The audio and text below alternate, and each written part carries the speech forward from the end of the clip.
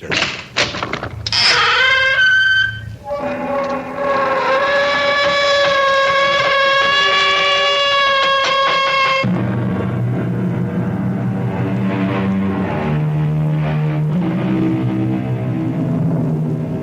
in. Welcome. I'm E.G. Marshall. Welcome to the sound of suspense. Welcome to the fear you can hear. But mostly, welcome to the world of terrifying imagination. In this story, you're going to meet what some people call a shutterbug. You know what a shutterbug is. The kind of person who never goes anywhere without a camera swinging from a strap around his neck, who is never content unless they're aiming a lens in your direction, whether you want to be photographed or not. But unfortunately, this particular bug is the kind that many people want to crush under their feet. We all want to get rid of Kellerman. We want to kill him. And so do you. That's a lie. You hate his guts as much as we do, Mr. Bailey. Why don't you admit it? Of course I hate him. But that doesn't mean I'm ready to commit murder. Well, we're ready, Mr. Bailey. And you'd better be, too.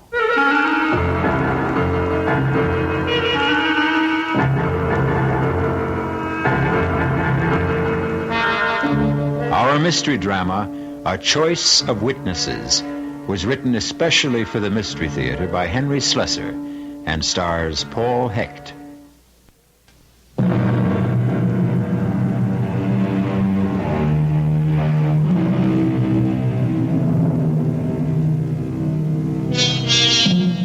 It begins on a warm day in early spring, the kind of day which tempts office workers to leave their desks and stroll through the nearest park on the noon hour.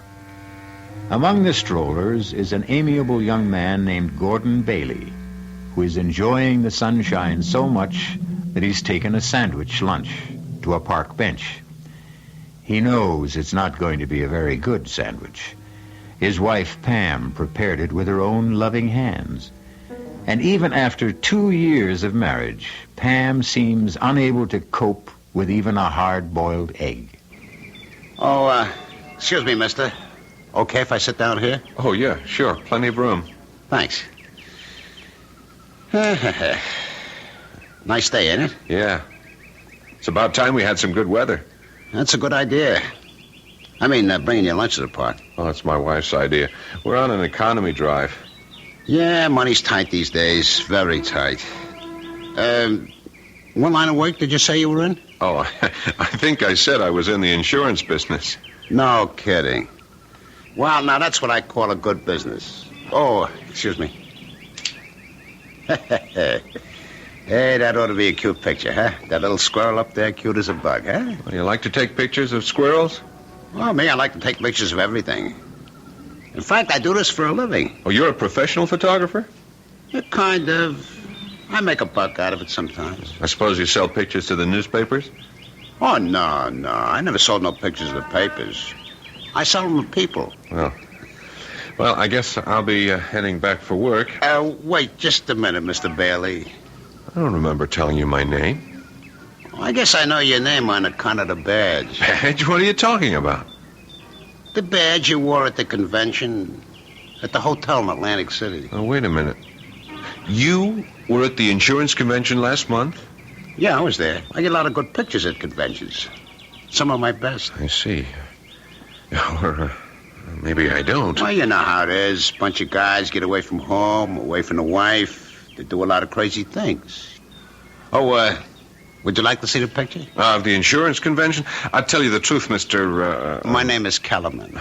Frankly, I just don't understand why you'd be carrying around pictures of a bunch of drunken insurance men. Yeah, you were gassed, all right.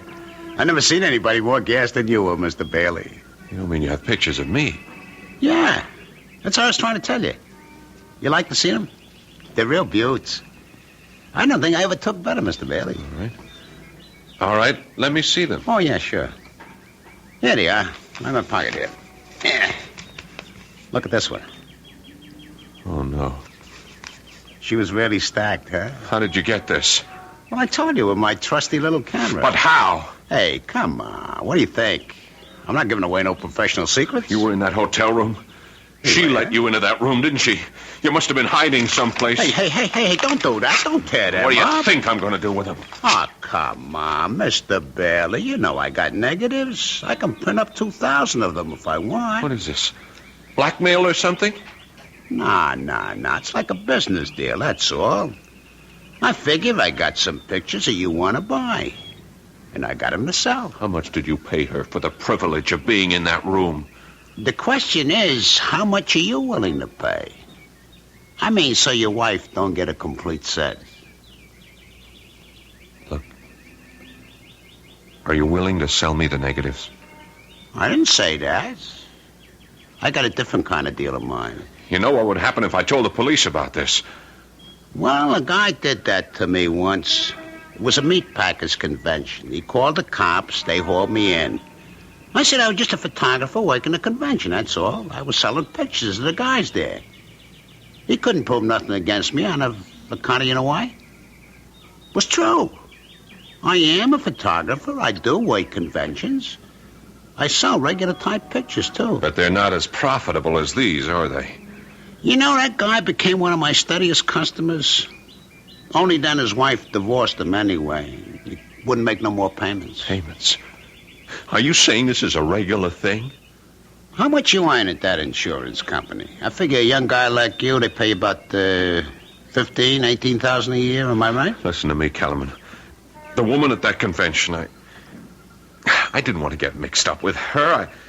I was just so tight, I didn't know what I was doing. Oh, hey, you don't have to tell me about stuff like that, Mr. Bailey. I've been around plenty. I know how guys are. No, you don't understand. Look, I'm only married 2 years. I love my wife very much. And the only reason I got into that stupid mess was because of my boss. I didn't want to insult him. He was drunker than I was. Oh, come on, Mr. Bailey. You don't have to explain nothing to me. I know you don't want that nice little wife of yours to see these dirty pictures. And I don't want to show them to her, believe me. She'd never understand. Pam would never... Listen, I'll tell you what. I'll give you a flat price for the negatives, and that'll be it, understand? I got a nice bonus recently. I'll give you $300 cash tomorrow afternoon. How does that sound? Now, listen to me, Mr. Bailey. People are real funny about this kind of business. They never believe a guy like me can, well, be honest, you know? Honest? That's some word. Well, what I mean is, they always think that if they pay me a flat fee, I'll be coming back at them again. You see what I mean? Even if I did give you the negatives, you'd figure I had copies someplace that I could hit you again any time, right? Look, I'm willing to take your word for it. Nah, Mr. Bailey, nah. You just spend the rest of your life worrying about me coming back, am I right? But this way, you just make one small payment to me every month, like you pay the electric bill or the rent, you know? How much? How much do I have to pay? I figure for about $40 a month. Now, that's not so terrible, is it? Just $40 a month? How do you collect the money? Oh, in person, Mr. Bailey. I just go around to all my customers once a month, and I collect in person. It's better that way, believe me. $40. It's $480 a year. You never miss it. And everything will just be fine between you and the missus.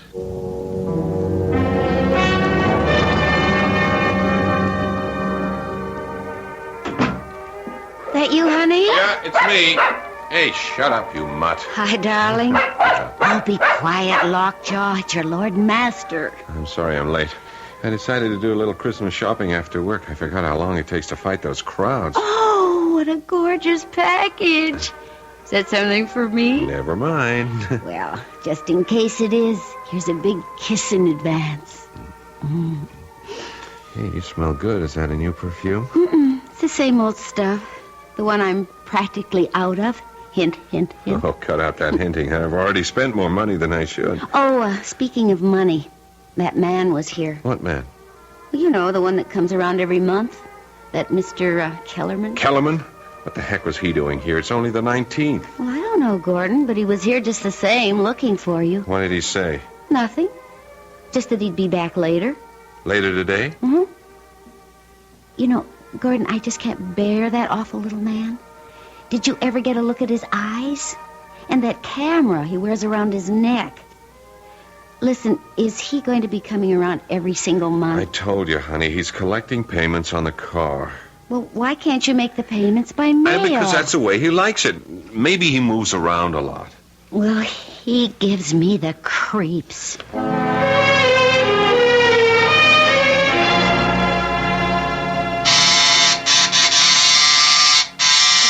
to get that, honey? I'm feeding the dog. Yeah, okay, I got it. Oh, it's you. Evening, Mr. Bailey. I heard you came earlier today. Yeah, but you aren't home yet.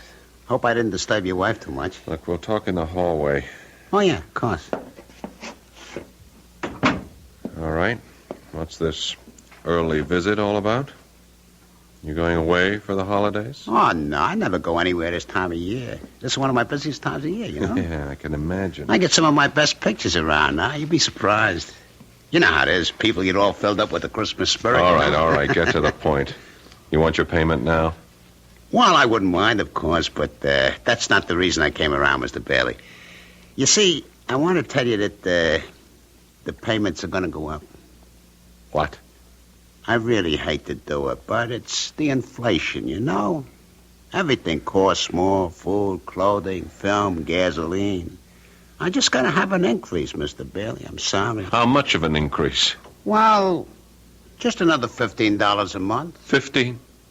Terrific. Now it's 55. What's it going to be a couple of months from now?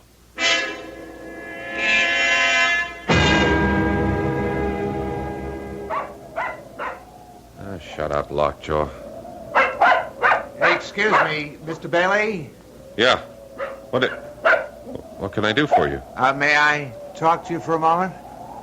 Do I know you? No, I don't think you do. My name is Bliss, Dave Bliss. Yeah? Look, can we sit down and talk a minute? Well, it's kind of chilly. Why don't we talk standing up? I'm trying to walk my dog, and so far he's been a non-performer. Well, I want to talk to you about Ed Kellerman. I don't know any Ed Kellerman. I know you do, Mr. Bailey. I made it my business to find out. Now, I'm not asking what he's got on you, Mr. Bailey. I'm sorry, you're making a mistake. It doesn't matter. I won't ask you why Kellerman is blackmailing you. I expect you'd do as much for me. Only would you mind telling me how much you pay him? He hits me for $60 a month. Used to be 40. Price went up last month. 55. You mind paying it? Of course I mind. So do I. I'd mind if it was $10 a month. And not just because of the money. I hate that slimy man, and I'm sure you hate him as much as I do. That's why I wanted to talk to you about putting a stop to him. A permanent stop. You mean going to the police? No. That's not good enough. I'm talking about killing him.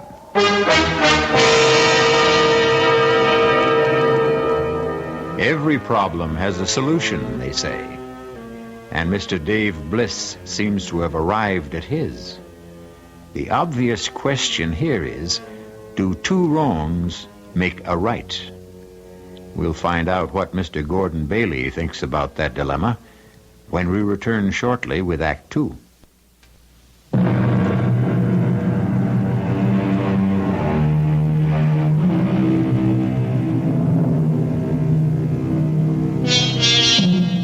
Blackmail is an interesting, if dishonorable, crime.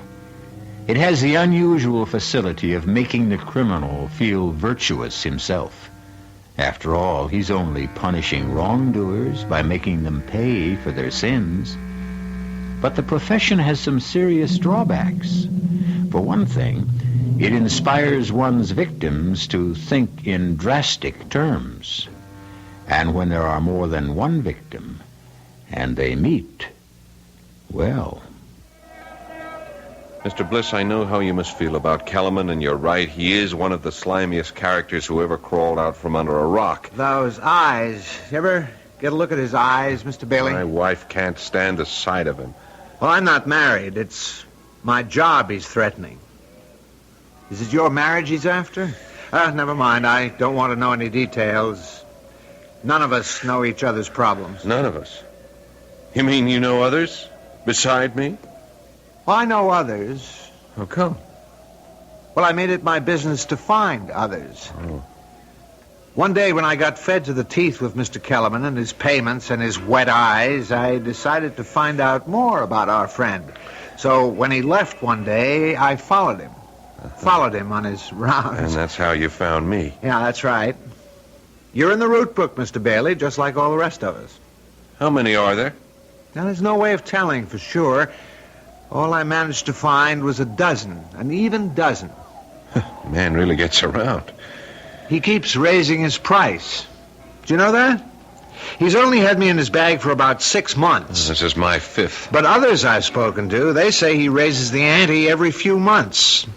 3 of the people I've talked to are paying well over 100. Mr. Kellerman does very well, that's obvious. Yeah, too well. You know something? It's funny, but, well, it's kind of a relief to know that I'm not alone. Yes, that's what I felt at first. Misery loves company. But the satisfaction doesn't last, Mr. Bailey. You still live every day of your life with that sword over your head. I know, but it's still not a reason for using words like killing. Don't you know that's the only possible way to deal with a blackmailer? I wouldn't know. Kellerman's my first. Well, think about it.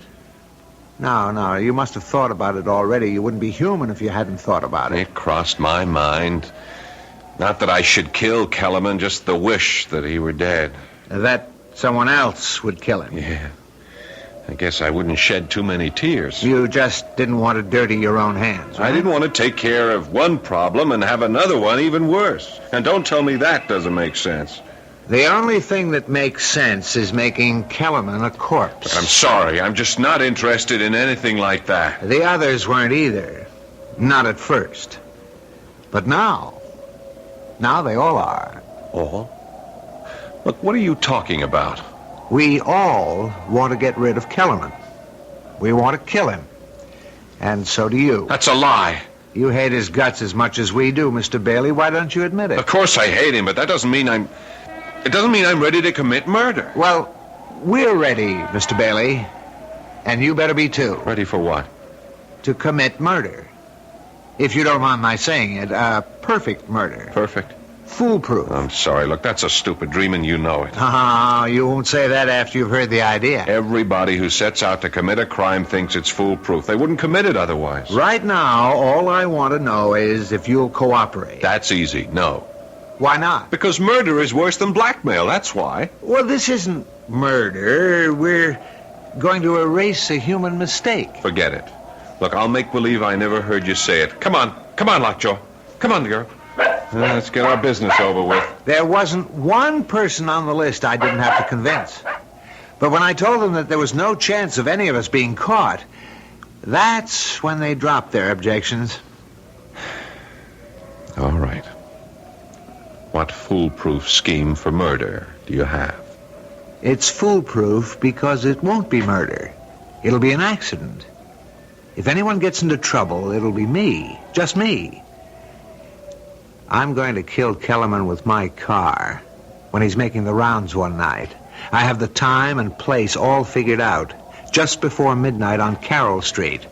An accident? Right. So now you know the favor I'm doing you. I'm taking the risk all by myself. You think the police are that stupid? Murderers get caught even when they frame accidents. Oh, this is different. Why? Because of the witnesses. What? I'm going to have witnesses. A lot of them. All disinterested parties. Nothing to connect them with each other. And they'll all tell exactly the same story. What they saw, how it was all Kellerman's fault getting hit by my car. All right. Stop. Don't tell me any more. You've already told me too much. No, you've got to hear the rest of it. You're a part of this like everyone else. Don't you see the beauty of it? Safety in numbers? If you ask me, you'll all get caught. No. Don't you understand? When a group of citizens all testify exactly the same way, I mean reliable citizens from every walk of life, you ought to meet some of Kellerman's victims. One is a college professor, 2 are doctors. There are 4 housewives, a bartender who owns his own joint, 1 working stiff, 1 person in city government. You might as well know that's me. Bliss. Wait a minute, I've seen your name. Something about the Transportation Authority? One of them is in the insurance business. They're all with me, Mr. Bailey. Every one of them has agreed. So many witnesses to one accident? Well, we won't need everyone. Some of them won't be asked any questions by the police, but they'll all be there just the same. We'd like you there, too. You're nuts. Do you know that? You and the rest of... I won't have any part of this. Don't you see? It can't miss. It doesn't matter. I don't want to have any part in killing a man. How come, Mr. Bailey? Have you got religious scruples or something? Maybe. You've got scruples, but you did something rotten enough to make you a blackmailer's victim. I didn't commit murder. Look, you got a good idea about getting everyone together. Maybe if we all went to the police. Oh, no way. Whatever it is you don't want known about yourself, my friend, it'll come out the minute Kellerman gets arrested. Now, my way is better. I can't buy it. Look, I'm sorry. My dog is getting tired, and so am I. Come on, Lockjaw. Now, wait a minute now. You want my advice, Bliss? Don't go through with this. Find some other way. There has to be one. Goodbye. Bailey, Yeah? what if we do it? You'll be sorry, that's what. Sorry, why? Because you'll tell the police the truth? I didn't say that. Goodbye, Mr. Bliss.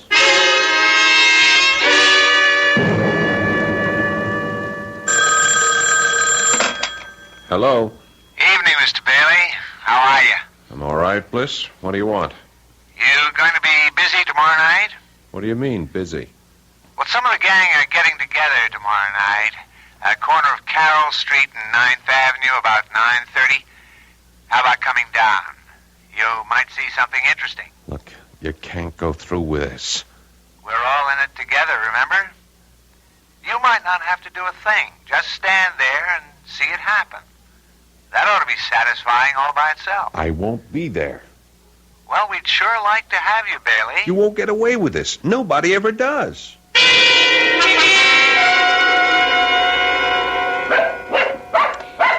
Oh, shut up, Lockjaw. What's the matter with you tonight? Gordon, Yeah? do you think Lockjaw's all right? She keeps staring at the door and growling. I don't know. Must hear the neighbors or something. Maybe she's waiting to bark at that man, the collector, you know? Kellerman? Uh-huh. Isn't he coming tonight? He usually comes on the last Sunday of the month, doesn't he? Yeah, usually. Well, I doubt if he'll be here tonight. It's almost 11 now. Oh. I didn't realize it was that late. You haven't done much this evening. Don't you feel all right? Yeah, sure. I'm all right. Well, you just seem to be, waiting. Was it for that man? Because if it was, I'm sure he's not coming, honey. I think we ought to go to bed, listen to the news or something. Oh, the news. Yeah, I guess it's on right now, isn't it? Just about. You want me to turn it on here? Yeah, sure, would you? Okay. The conference, now postponed until February, will include top officials from both nations. On the local front, a man who has been identified as Edward Kellerman of 1811 Kellerman. Sudworth Avenue. Gordon, do you was struck suppose and he's the killed same by man? an automobile tonight on the corner of Carroll Street and 9th Avenue. The driver of the car, city administration official David Bliss, was released after questioning. 5 witnesses on the scene of the accident testified that Kellerman had stepped into the automobile's path For as it rounded heaven's the corner. sake. In sports, the Golden Warriors Shut it off, trounced their Pam. home.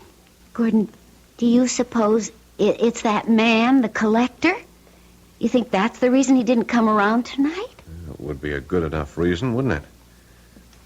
If he was dead, lying in the middle of the street, dead. You look so strange.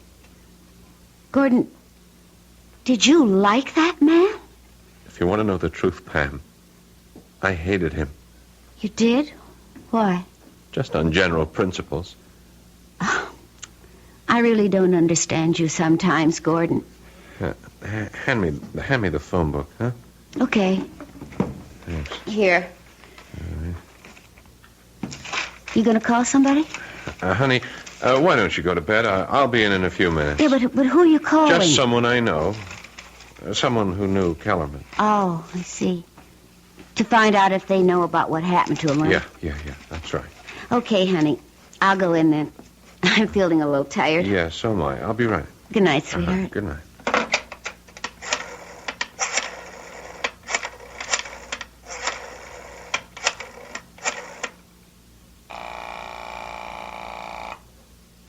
Hello?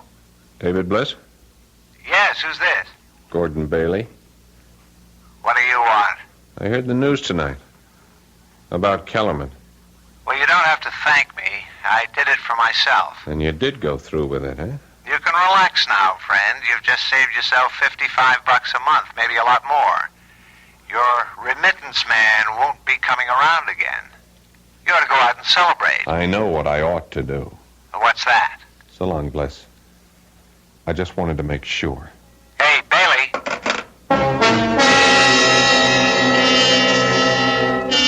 Obviously, there's one thing you can say for David Bliss. He's a man of his word. And because Mr. Bliss kept his word, 2 indifferent interns are now lifting the mortal remains of Mr. Edward Kellerman and depositing them in the efficient cold filing cabinet of the city morgue, awaiting for someone to claim the body. But who cares about a dead blackmailer? Possibly Mr. Gordon Bailey. We'll find out shortly when I return with Act 3.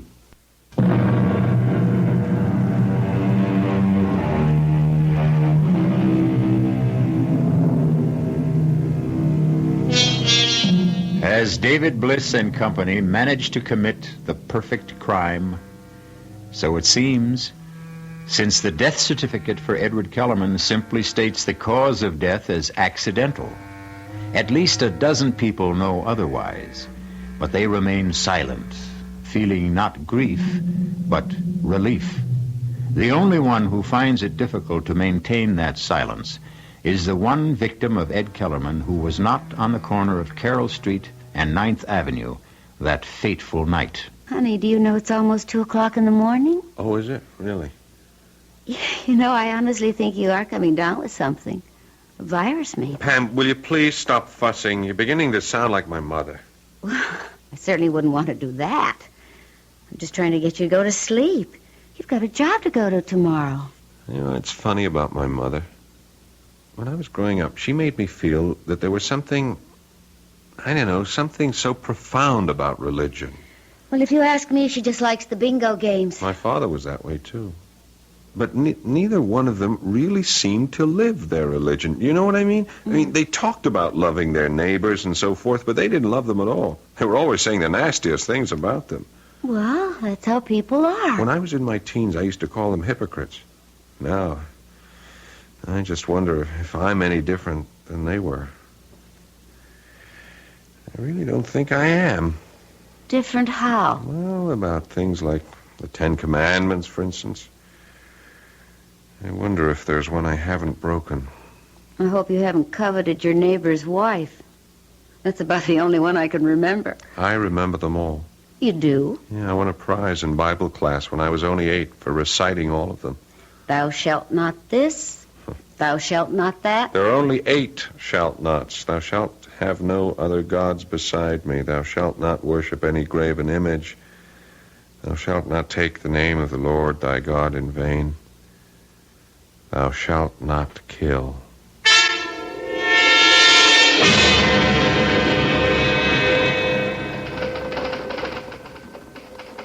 Yeah, sure. I'll have that file completed in time for the meeting. Righto, Phil. Bye. Oh, Sylvia, did you reach that number yet? No. Okay, well, buzz me if you do. All right, now, let's see about that actuarial table. Hello. All right, Bailey. What is it now? Hello, Mr. Bliss. I've been having a lot of trouble reaching you this morning. Well, I haven't been at my desk. I was wondering if you might be free for lunch. Sorry. I'd really like a chance to talk to you. About what? About some mutual friends of ours. If we're talking about about the same thing, Bailey. They're not mutual friends. They're all strangers, complete strangers, just like you and me. Well, that's something I'd like to rectify.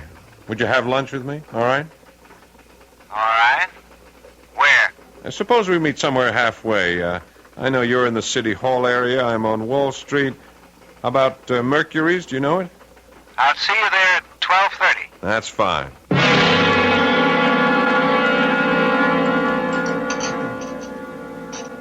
All right, Bailey, let's have it. You don't want a social lunch. You have something on your mind. You're right. Something I can't get off my mind. How about our old friend Kellerman, I suppose? You remember what you said about him? How he was a sword hanging over your head? So? He's still that for me, Mr. Bliss. He is exactly that. Kellerman is dead. He won't be ringing your doorbell anymore. How come you're not grateful for that? If Kellerman had really been hit by a car, if he had a heart attack or something, yes, I admit I would be glad about it. I would have gone out and celebrated. I would have slept very well at nights. But the way things are, I'm not sleeping at all. Try pills. I'm just sorry you ever came up to me in that park. If I didn't know it was going to happen the way it happened, it never would have bothered me. But I do know. And it bothers me too much. So? The thing is, I don't know if I can live with it. You want to be more specific? I don't know if I can spend the rest of my life with this thing on my conscience. Your conscience? Look, you had nothing to do with Kellerman's death. I don't know what you think Kellerman had on me, Bliss, but it wasn't anything illegal. Just immoral, right? It was something stupid I did. Well, there was nothing stupid about what we did. Wasn't it? Are you really so sure you've committed the perfect murder? Shut up! Don't you ever use that word in front of me. You're still afraid, aren't you? Afraid of being found out. It can't happen. Not as long as we all stick together. Safety in numbers, right? When the police came, they only questioned 4 of them. Every single one told the same story. There was no reason to doubt their word. Why should there be? Because there was no connection between them. Right. They were all strangers. Nothing to tie them to each other. Except Kellerman. What about the records he might have kept? His little black notebook, for instance. We thought of that, too. First thing we did when we went to his body was lift that book right out of his pocket. Oh, what about the apartment? What about all the stuff he had there? The second thing we lifted was the key to his apartment. One of our guys, Joe, the bartender, went straight there. He cleaned out every scrap of paper in the place, every single one of his rotten photographs. You were very thorough, weren't you? Yeah, we were thorough, Bailey. And you ought to be grateful, not worried. But I am worrying. I'm worrying about whether or not I should... Go on. Whether or not you should what? Bailey, are you thinking about going to the police? It occurred to me. You mean you'd turn me in? I don't know. I just don't know. Did it ever occur to you to turn Kellerman in? Yes, often. But did you? No. Why not? Wasn't he committing a crime? Wasn't he disturbing your precious sleep, too? Yes, he was. But you didn't turn him in because you were afraid for yourself. Isn't that the truth? I suppose so. So all this morality of yours, this conscience you talk about, you didn't discover you had any until Kellerman was gone, until he was no longer a threat to you. Isn't that true? I still say blackmail isn't murder. Bailey, I've got news for you. I wasn't going to tell you this unless it was absolutely necessary. Tell me what? Kellerman may be gone, but his photographs are still around. What? You heard me. We have all of Kellerman's negatives, all the dirty pictures he ever took. Most of them have been returned to his victims. Everyone who cooperated with us. I see. That means we have your pictures too, my friend. You understand? And if I don't cooperate, I get a new blackmailer. Is that it? No, that isn't the way it is at all. Kellerman bled you, Bailey. Every month he came whistling up to your front door asking for money. More and more money all the time. But that's over now. Done and finished. So what you're saying is, if I go to the police, the photographs go where I don't want them to go. I'm sorry to use Kellerman's own tactics, but you're forcing my hand. Bailey, please use your head. You've got nothing to gain and everything to lose. Somebody's done you a favor. The only way to show your gratitude is to forget it. What do you say? Well, I'll think about it. That's all I can tell you.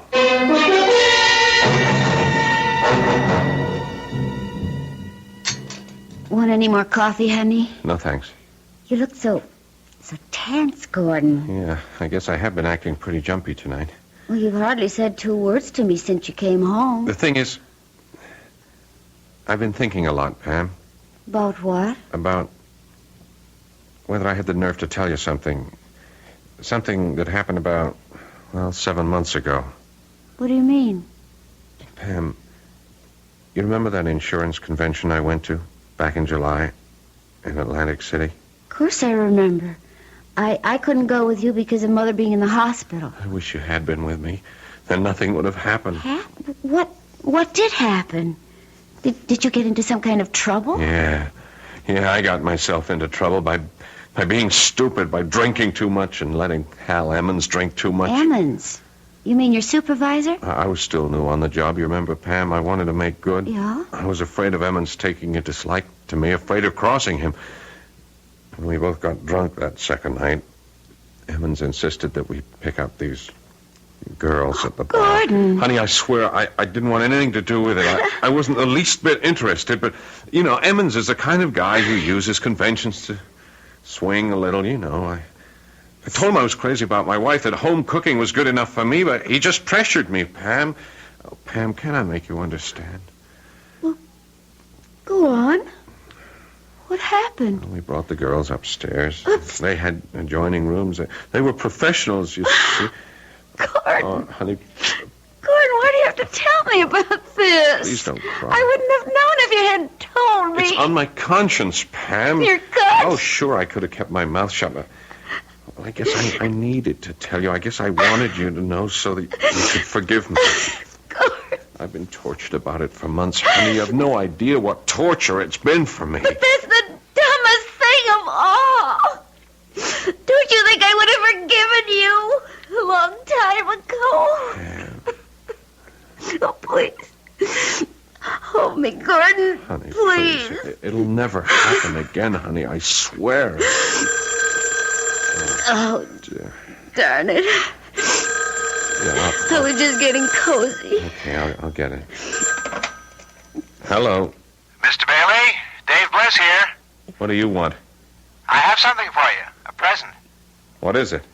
About half a dozen photographs and the original negatives. I decided they really belong to you. That if you knew you were really out of danger, you'd sleep a great deal better. Do you want them? All right. Put them in my mail, to my office. And have some secretary open them by mistake? No, I don't think you'd care for that. You could mark it personal. Supposing I hand them over in person tonight. Whereabouts? Well, right now I'm in a bar called Adam and Eve's on 12th and Walnut. I'll be here for another hour if you can make it. Otherwise, well, it'll have to be some other time, that's all. Oh, well. All right, I'll be there in half an hour. Gordon, you're not going out? Just for a little while, honey. I got some client business. Besides, I can use a little fresh air. You're not still feeling bad, are you? No, I feel just fine. I never felt better.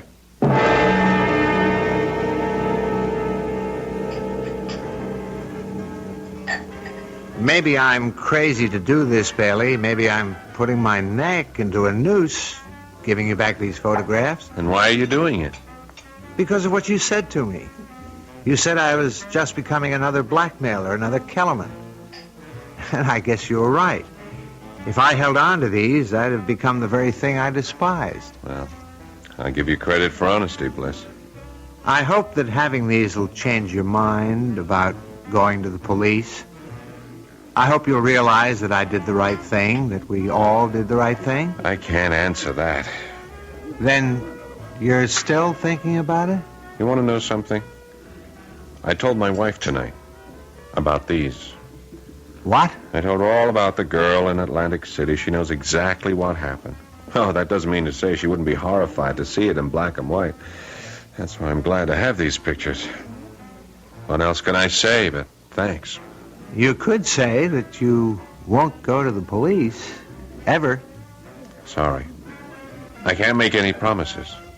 Yeah. I was afraid you felt that way. Well, let's have another drink, okay? No, not for me. Just one more. Hey, Joey. Coming. Really, I have to be going. My wife's waiting at home for me. What'll it be, Mr. Bliss? It's trouble, Joey.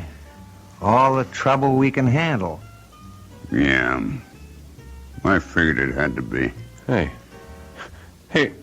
what is this? Sit right there, mister. Put that gun away. Oh, my God, Bliss, what are you doing? Go on, Joey.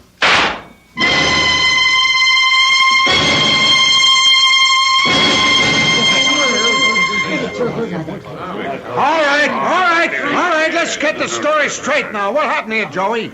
Look, Sergeant, you know me. You know I don't like trouble in my joint. Well, what did the guy do? Try to hold you up? That's right. He come in, he sat down at the bar, he pulled out a .45 and stuck it in my gut. Well, that's a strange one, all right. I mean, the guy was some kind of insurance executive. It says so right here on his business Well, he card. must have gone off his nuts, Sarge. Look, you can ask anybody, all of my customers. This gentleman right here was at the bar. Yes, officer. My name is David Bliss. I'm with the city, officer, and the bartender's right. The guy just sat down and pulled out the gun. Yeah, that's true. And when the bartender tried to grab it away from him, it went off. What's your name, lady? Mrs. Edith Chester. It was a pure case of self-defense, Sergeant. I'm just glad nobody else got hurt, you know. Yeah, you were lucky, Joey. You were all lucky. Okay, I'll need some statements now from some of you other witnesses.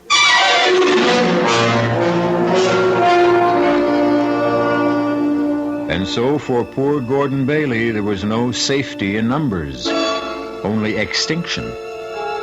We admit that this is a grim demonstration of the old saying that in union there is strength. But we sincerely trust that justice finally prevailed. I'll be back shortly.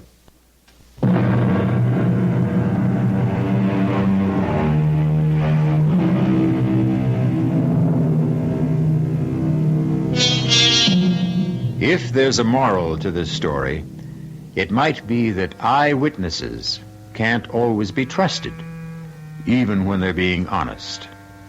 Of course, we don't worry about your eyes on this program. We're interested in your ears, and we have good news for you. Many thousands of ears are now listening to these exercises in imagination.